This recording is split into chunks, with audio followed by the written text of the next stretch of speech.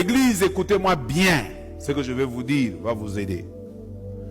Quand nous marchons avec Dieu au début, c'est vrai, c'est difficile. Mais quand nous arrivons à notre destination, ça s'empire. Est-ce que je peux vous expliquer ça autrement? Vous demandez à Dieu du travail. Vous avez la foi que Dieu va vous bénir. Cette année ne va pas se terminer. Je vous annonce, à quelques jours de la bénédiction de Dieu, vous allez vous rendre compte que même les peu que vous gagnez là va disparaître. Vous priez pour votre mari parce qu'il rentre toujours tard. Même si aujourd'hui le couvre-feu nous a quand même résolu certains problèmes. Tout le monde rentre à la maison à temps. Mais vous priez votre mari pour qu'il rentre tard et tôt. Mais votre mari rentre toujours tard. Vous avez gêné. Ça, c'est mon constat. Dès que vous terminez votre jeûne de 2 jours, de 3 jours pour votre mari, ces jours-là, vous allez constater que votre mari ne va même pas rentrer tard. Ce jour-là, il ne vient même pas. Alors vous sortez de votre jeûne, vous vous dites, mais ça c'est quoi ça? Est-ce que j'ai pris le bon Dieu? Ou bien je suis dans l'erreur? J'ai gêné pour mon mari. J'ai fait des sacrifices pour que Dieu m'entende. Dieu m'a parlé. Ce qui devient encore très compliqué. Quand Dieu vous parle, dans votre prière, il vous montre votre mari est rentré. Vous êtes restés ensemble. La vie est devenue belle dans votre vision. Mais quand vous vous réveillez le matin, le mari a fait 2 jours. Ne vous découragez pas. C'est un signe qui montre que votre prière est arrivée. Je vous donne un exemple biblique.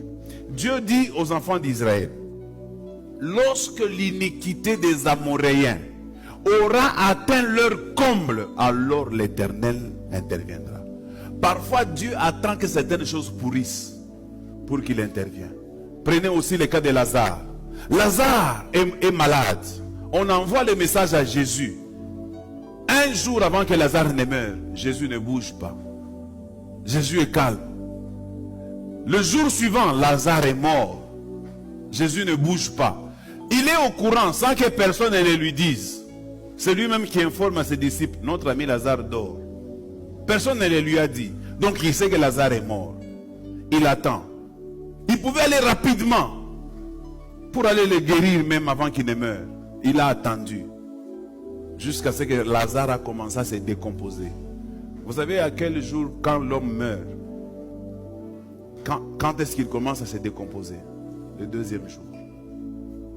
S'il meurt aujourd'hui à 7 heures, encore avec la fraîcheur de la nuit, il peut tenir. Mais demain, ça devient un problème. Il commence à se décomposer. Lazare a fait 4 jours. À l'époque, il n'y avait pas de frigo, il n'y avait pas, on n'embaumait pas les gens. Donc Lazare sentait déjà comme sa sœur l'avait dit. Jésus attendra que ta situation pourrisse pour qu'il intervienne. Vous savez parfois pourquoi il intervient? Il intervient pour que tu réalises que ce n'est ni par ta force, ni par la force de ton oncle, ni par l'intervention du médecin. Il attendra que ça pourrisse, que le médecin échoue, que le médecin dise ce n'est plus possible. Et lui à ce moment-là, fera ce que Job a dit, mon Rédempteur est vivant et il se lèvera le dernier. Il attendra toujours, mes amis. Ne soyez pas pressés de voir Dieu agir dès les premiers jours. Non, même Daniel a commencé une prière. Il a fait 24 jours dans la même prière, dans une même requête.